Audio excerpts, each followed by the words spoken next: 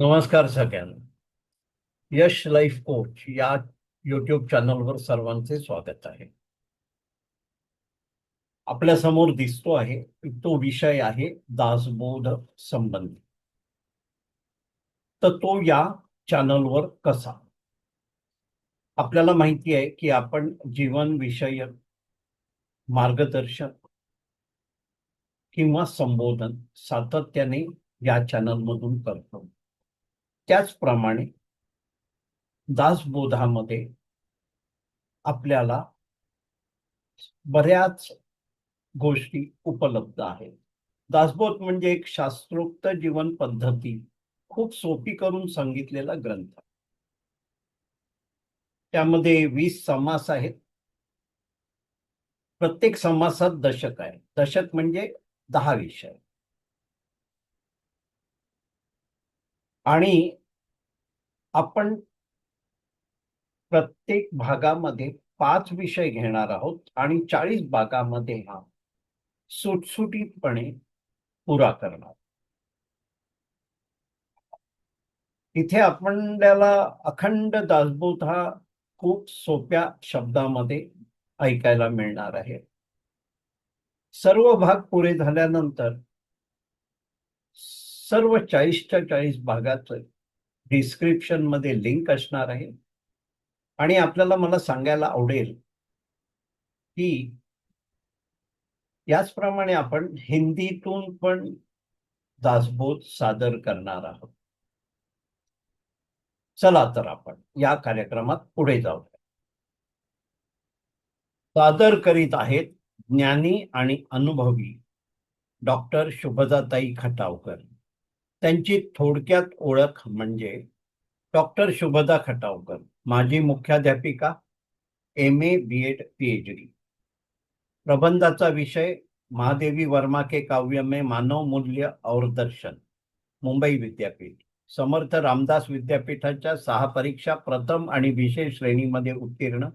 35 वर्षांपासून साप्ताहिक विवेक मुंबईसाठी हिंदी मराठी अनुवाद, लेखन, लेखांचे पुनर्लेखन व प्रूफ रिडिंग. अनेक हिंदी मराठी ग्रंथांचे तसेच पुस्तकांचे हिंदी मराठी अनुवाद.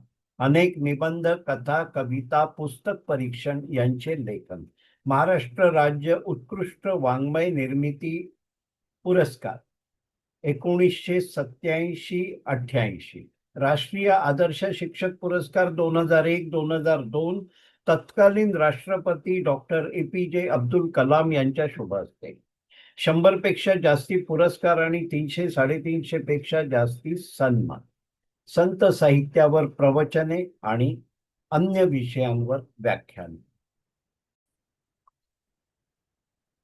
लाईफ कोच RK या चॅनलवर सर्वांचे स्वागत आहे. आज आपल्या समोर डॉक्टर शुभदाताई खटावकर आपली जी दासबोधावरची सिरीज आहे त्यातील दुसरा भाग सादर करणार आहेत. आजचे आपले विषय आहेत याप्रमाणे: मराठीतून दासबोध, सहज सरळ सोपी जीवन पद्धती, श्री दासबोधाची शिकवण, अभ्यासक डॉक्टर शुभदा खटावकर. दशक पहिला स्तवनाचा. यामध्ये 10 विषय आहेत. त्यापैकी 5 विषय आपण पहिल्या भागात घेतले. आजच्या भागात आपल्याला विषय घ्यायचे: श्रोते जन स्तवन, कवेश्वर स्तवन, सभा स्तवन, परमार्थ स्तवन, नरदेह स्तवन निरूपण. तर आजच्या विषयामध्ये आपण सुरुवात करूया. डॉक्टर शुभदाताई खटावकर यांना मी विनंती करतो की त्यांनी इथून पुढे सुरुवात करावी. सर्व श्रोत्यांना विनम्रतापूर्वक अभिवादन. आणि दासबोधाच्या दुसऱ्या विभागामध्ये आज आपण प्रवेश करतो आहोत. आजचा पहिला विषय आहे म्हणजे 6वा समास, श्रोते जन स्तवन. श्री समर्थाने भक्ती मार्ग सांगण्यासाठी, भक्तीने ईश्वर प्राप्त होतो हे सांगण्यासाठी, सामान्य जनांना ज्ञान प्राप्त व्हावी याहीसाठी दासबोधाची जी रचना केलेली आहे आणि तिचा आपण अभ्यास करत आहोत. त्यांचे गुरु श्रीराम यांचे कडून प्राप्त झालेले आत्मज्ञान म्हणजे दासबोध. म्हणजे दासबोध दुसरं काही नाही तर श्री समर्थांना प्राप्त झालेल्या आत्मज्ञानाची प्रचिती म्हणजे दासबोध. तेच ज्ञान देताना त्यांनी वाचकांना परमार्थ स्वरूप समजून वंदन केलं आहे. प्रपंच आणि परमार्थ साधून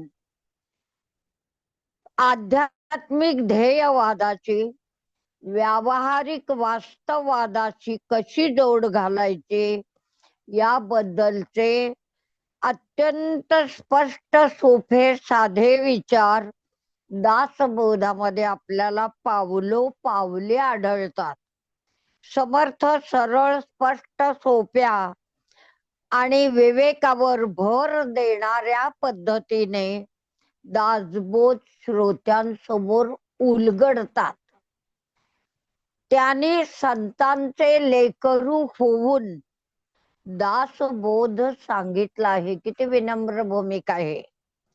आणि परमात्म स्वरूप श्रोत्यांनी त्या ग्रंथातील न्यूनत्व आपण पुन्हा ऐका की आपण स्वतः संतांचे लेकरू झाले आणि श्रोत्यांना परमात्म स्वरूप समजणाऱ्या समर्थाने एक श्रोत्यांना विनंती केली की या ग्रंथातील न्यूनत्व तुम्ही पूर्ण करा. दैवदत्त प्रतिभेने प्रचंड सामर्थ्य आणि साक्षात रामरायाचे 8व्याच वर्षी दर्शन झालेला हा महात्मा वृत्तीने किती नम्रत्व पत्करतो हे शिकण्यासाठी दासबोधाचे अध्ययन मनन आणि चिंतन केले पाहिजे. अशी शिकवण आपल्याला या समासातून मिळते. त्यासाठी विनम्र होऊन दासबोधाचे वाचन मनन चिंतन करावे हीच या समासाची शिकवण आहे. पुढचा समास 7वा आहे कवेश्वर स्तवन. श्री समर्थ या समासात कवींना वंदन करतात. माणसाला परमात्म स्वरूप घडवण्याची शक्ती त्याच्या अंतर्यामी असलेल्या सुप्त प्रतिभेत असते असं समर्थांचं प्रांजळ मत आहे. संत आणि कवी यांच्या अंतरात ही सुप्त प्रतिभेची प्रतिमा सतत जागृत असते आणि या जागृतावस्थेमुळे इतरांच्या अंतःकरणातील प्रतिभा जागृत करण्याचे त्यांच्या ठायी सामर्थ्य असते. म्हणून श्री समर्थ संतांना आणि संत रूपी श्रोत्यांना वंदन करून त्यानंतर ते कवींनाही वंदन करतात. संतांमध्ये ही प्रतिभा सदैव जागृत असते तर कवींमध्ये ती कधी जागृत तर कधी निद्रित अवस्थेत असते. माणसाची प्रतिभा जागृत करणे हे तर सर्व परमात्म साधनेचे एकमात्र उद्दिष्ट असल्याने संत संगतीला अनन्यसाधारण महत्व आहे. प्रापंचिकाचे बंदिस्त जीवन त्याचा उत्साह स्फूर्ती यांना पायबंद घालून विकासाचा मार्ग खुंटवतं. यास्तव प्रत्येक माणसाने संत काव्याचे वाचन मनन चिंतन करावे अशी शिकवण हा समास आपल्याला देतो. म्हणून हे कवींचे महत्व सांगतात की भगवंताचे थोरपण गाण्यासाठी संत कीर्ती कौशल्याने विशद करण्यासाठी कवी जन्माला येतात. म्हणजे कवीच्या जन्माचं सार्थक कशामध्ये आहे हे एका वाक्यामध्ये त्यांनी समरी सांगितले आहे. ते शब्दरूप रत्नसागर, बोलके चिंतामणी, प्रतिभेचे कल्पतरू, अप्राप्य परमात्म ब्रह्म, कवींच्या काव्य शक्तीने सामान्य जनापर्यंत पोहोचते. म्हणून कवी म्हणजे ईश्वरी शक्तीचे भांडार आहे. म्हणून कवींची किती मोठी जबाबदारी या भूतलावर हे समर्थांनी त्या काळी स्पष्ट केलं. कवी म्हणजे अत्यंत शुद्ध अशा परब्रह्माचे सामर्थ्य, ऐश्वर्य. कवी म्हणजे साकार झालेला भक्तीचा परिणाम. आकाशापेक्षाही विशाल असणाऱ्या ईश्वराची दिव्य गुणकर्मे म्हणजेच कवी. पहा कवीचं केवढं वैशिष्ट्य आणि सामर्थ्य आहे. म्हणून कवीची काव्य रचना जी ब्रह्मांडाहूनही विशाल आहे, ते समाजाचे आधार आहेत, हे जाणून घेण्यासाठी हा समाज श्रोत्यांनी अवश्य वाचावा, आत्मसात करावा. ही या समाजाची आपल्याला समर्थांनी दिलेली अविस्मरणीय शिकवण आहे. पुढचा समास आहे 8वा, सभास्तवन. सभेला मानवी जीवनात अत्यंत श्रेष्ठ स्थान असले तरी श्री समर्थ येथे आध्यात्मिक सभा म्हणजे कीर्तन आणि प्रवचन श्रवण याला जास्त महत्व प्रदान करतात. ते म्हणतात, भगवान नारदांनी म्हणजे नारद असे सांगतात की, अभिमानानं सांगतात की वैकुंठ योग्यांचे हृदय किंवा सूर्य या स्थानी राहत नाही. मग आपल्या मनामध्ये प्रश्न उपस्थित झाला असेल की नारदांचं वसती स्थान कोणतं? त्याचं सुंदर उत्तर नारद इथे देतात.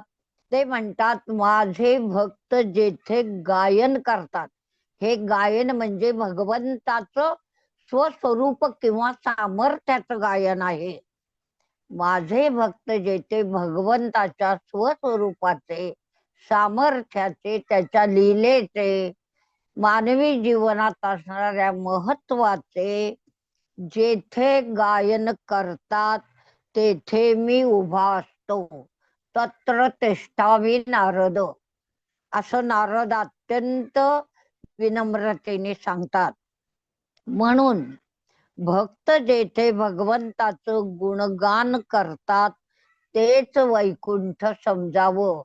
म्हणजे आपण आपल्या घरी भगवंताचं जर आपण गुणगान केलं तर दिवसातले 24 तास अष्टप्रहर आपण भगवंताच्या सान्निध्यात असतो.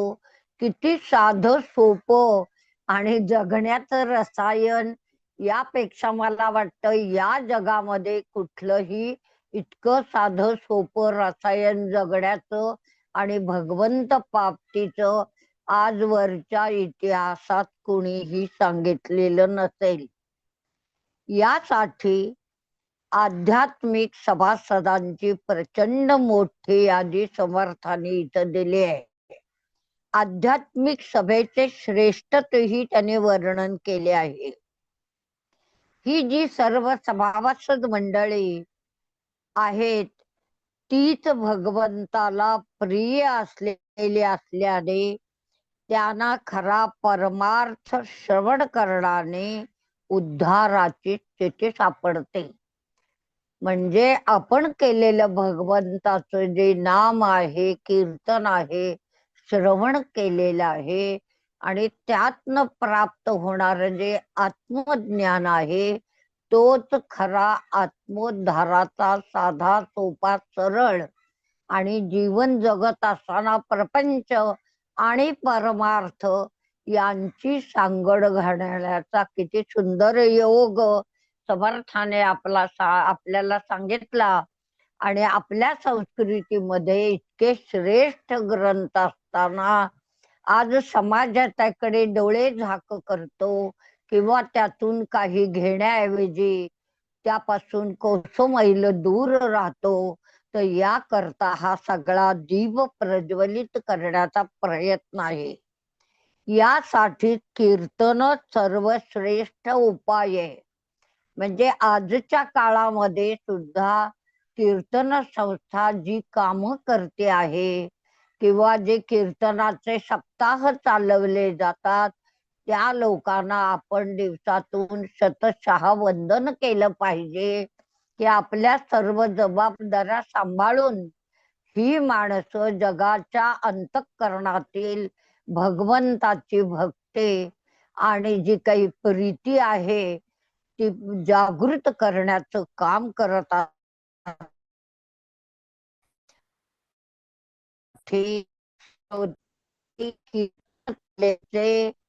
भरून आस्वाद घ्यावा हीच विनंती इथे समर्थाने आपल्याला पदोपदी केलेली आहे. आणि खरंच इथे नतमस्तक झाल्याशिवाय आपल्याला काहीही साध्य होणार नाही याचा आपण पुन्हा पुन्हा विचार करूया. हीच या समासाची सर्वात मोठी म्हणजे शिकवण आहे.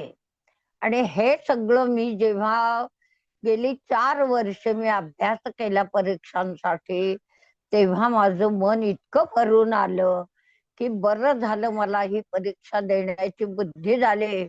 आणि जगताना साध्या सोप्या पद्धतीने भगवंताच्या सन्निध कसे जावं आणि त्याला आपल्या हृदयात कसं स्थान द्यावं याचा सोपा मार्ग मला सापडला. तो तुम्हा सर्व श्रोत्यांनाही सापडो हीच या समासाची शिकवण आहे. 9वा भाग आहे परमार्थ संवहनाचा.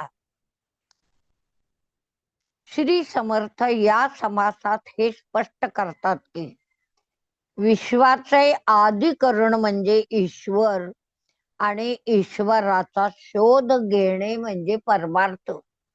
किती सोपं सांगितलं आहे की विश्वाचं आदिकरण म्हणजे ईश्वर आणि ईश्वराचा शोध म्हणजे परमार्थ. परमार्थ म्हणजे काय? आपल्याला वाटतं पोथ्या पुराण वाचा, अमुक करा, हे करा, ते करा, व्रत वैकल्य करा, देहाला कष्ट व्हा. पण इथे समर्थाने अत्यंत सोप्या भाषेमध्ये प्रत्येक शब्दातून हे उलगडलं आहे की परमार्थ किती सोपा आहे, किती सहज आहे आणि तो ज्याला हवा त्याला कशा पद्धतीनं सापडेल. समर्थ पुढे तर जे विधान करतात ते दासबोधाचं मला वाटतं शीर्षस्थान आहे.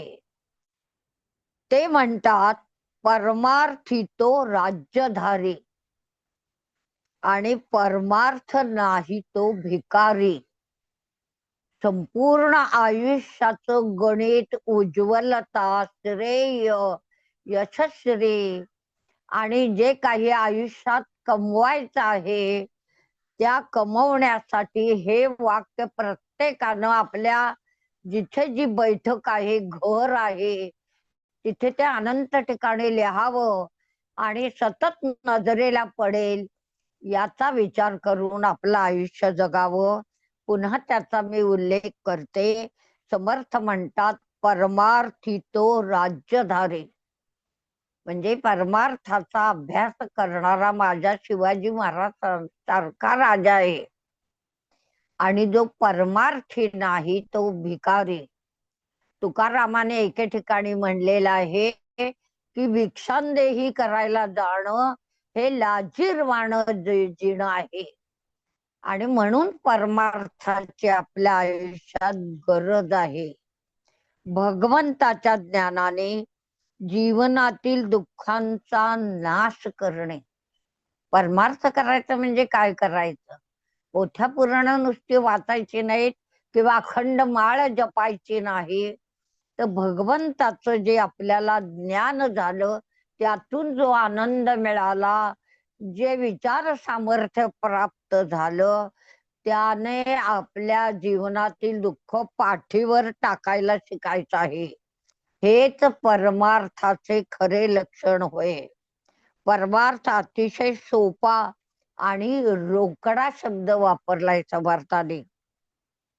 तात्विक रूपात तो ब्रह्मस्वरूप आहे. म्हणजे भगवंताचं स्मरण सुद्धा भगवंताचं सानिध्य प्राप्त करून देतो. विचारी मनात त्यांनी म्हणलेलं आहे, हे ते शोधून पाहे की भगवंत तुझ्या सर्वदा सन्निध आहे. पण ते विचार करणारं मन आपल्या जवळ पाहिजे. अतिगुह्य परमार्थ शोधणाऱ्याला तो सापडतो. समर्थाने म्हटलेलं आहे, केल्याने होत आहे रे, आधी केल्याची पाहिजे.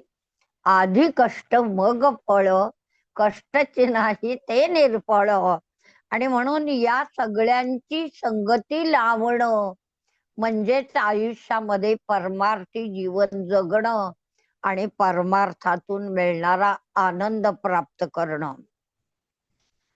तो अतिगुह्य ज्याला सापडतो तेथे जन्म मृत्यू या कालाधीन संघटनांचा घटनांचा अंश मात्र तिथे नसतो. तेथे आपल्या हृदयात ब्रह्मस्वरूप स्वच्छपणे अनुभवास येतं. म्हणजे मंदिरात सुद्धा नको, मंदिरात जो आहे तो अंतरात आहे. तुझा देव तुझ्या संधीत आहे हे पाहण्याकरता या सगळ्या घटना आपण अभ्यासायच्या आहेत. तेथे आपल्या हृदयात ब्रह्मस्वरूप स्वच्छ अनुभवायला येतं. परमार्थाने जीवनाचे सार्थक होते. सगळ्यात महत्वाची गोष्ट म्हणजे परमार्थ हे एक आयुर्वेदिक औषध आहे. आयुर्वेदिक औषधाचा कुठलाही साईड इफेक्ट होत नाही. झालाच तर त्याचा कुठल्या ना कुठल्या तरी परीने जीवनावर, जगण्यावर, आयुष्यावर, आपल्या एकूण जीवनावर चांगलाच परिणाम होतो. म्हणजे जीवनाचं सार्थक होण्याकरता परमार्थाची नितांत आवश्यकता आहे. म्हणून ज्याला परमार्थ साधला तो राजा. याच साठी चांगल्या माणसाने परमार्थाच्या नादी लागावे. समर्थ काही वेडे नव्हते की सर्व जगाला त्यांनी परमार्थाचा संदेश दिला. त्यांनी एकच आयुर्वेदिक औषध दासबोधाचं असं दिलं की जे तुम्ही सकाळ संध्याकाळ घ्या. ज्ञानेश्वरीचे जसं म्हणतो आपण एक तरी ओवी अनुभवावी, तशी दासबोधाची एक तरी ओवी आपण जगावी. मी अनुभवावी तर म्हणते, पण पुढे जाऊन आपण जगावी.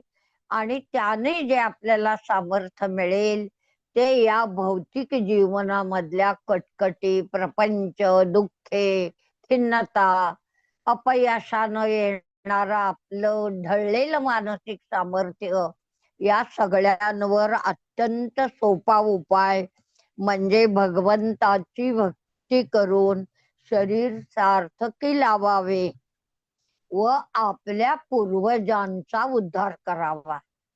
भक्ती एकट्या करता नाहीये.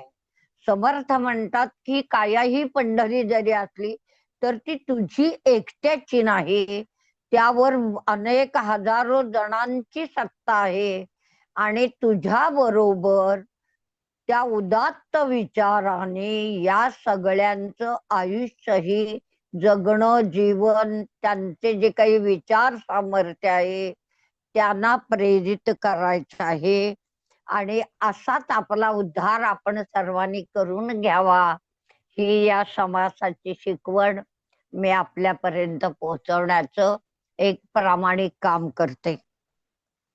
पुढचा आणि पहिल्या दशकाचा समारोपाचा जो काही समास आहे तो आहे नरदेहस्तवन निरूपण. श्री समर्थ येथे स्पष्ट करतात की अनेक ज्ञान क्रिया फक्त माणूसच, ज्ञान क्रिया आणि माणूस यांचीच फक्त जोडी आहे. या विश्वात अन्य कुणाचीही ज्ञानाची जोडी जमलेली नाही आणि यापुढेही ती जमणार नाही हे त्रिकालाबाधित सत्य समर्थ इथे आपल्या पुढे उलगडतात. त्याचं कारण ते म्हणतात, त्याच्या बुद्धीची आणि कल्पनेची पातळी सर्वश्रेष्ठ असल्याने उत्तम तऱ्हेने तो हे काम ज्ञान क्रियेचं पार पाडू शकतो.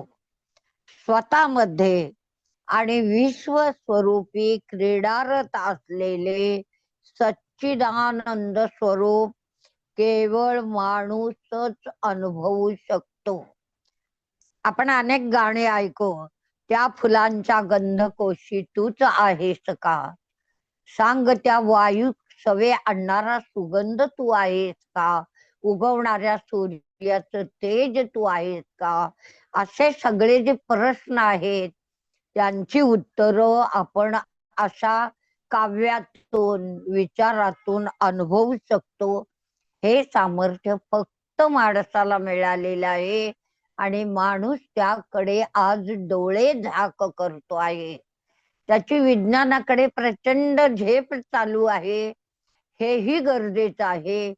पण त्याही वेळेला आपल्या पायाखाली अध्यात्माची भूमी, परमार्थाची भूमी असणं म्हणजे जीवनात राम असणं.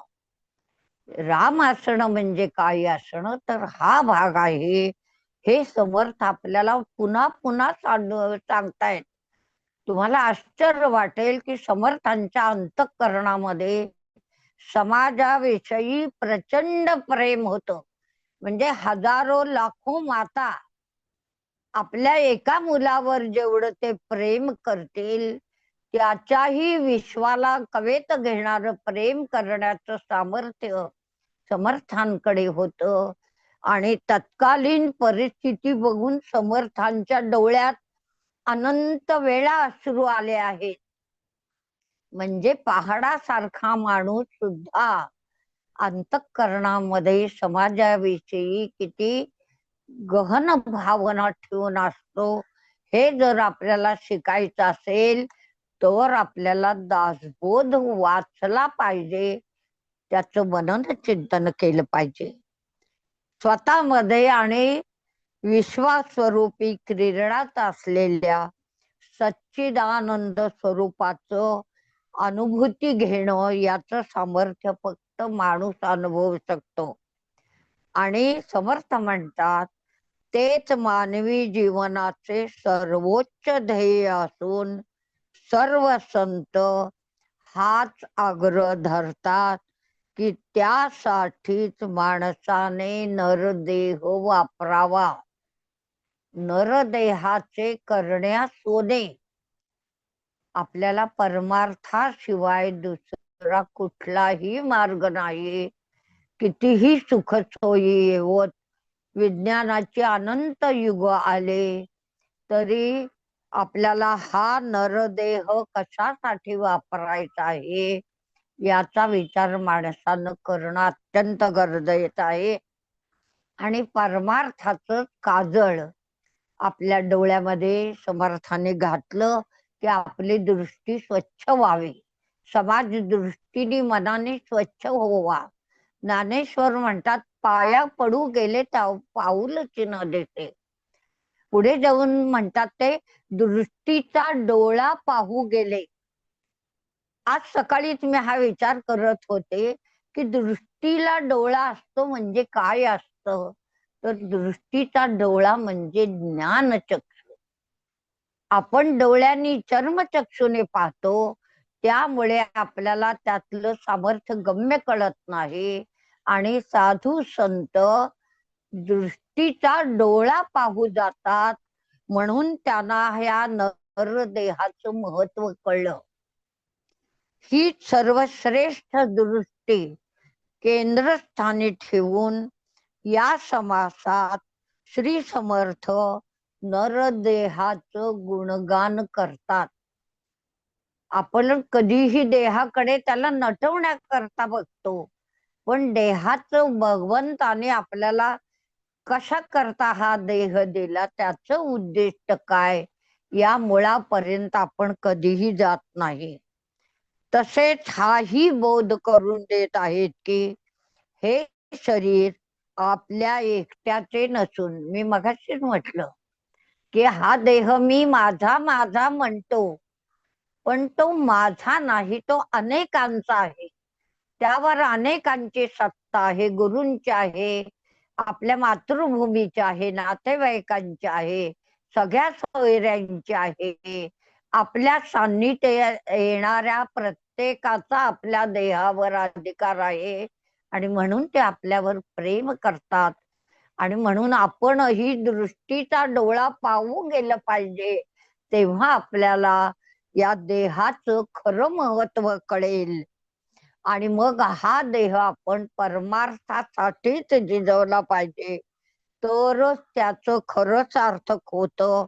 अन्यथा निसर्गाने ठरवलेलं आहे, तुम्ही परमार्थ करा नका करू, पण निसर्गाने ज्या 3 अवस्था दिल्या, बालावस्था, तारुण्य आणि शेवटची वृद्धावस्था, त्यामध्ये अनेक रोगराईने आपला देह पीडित होणार आहे.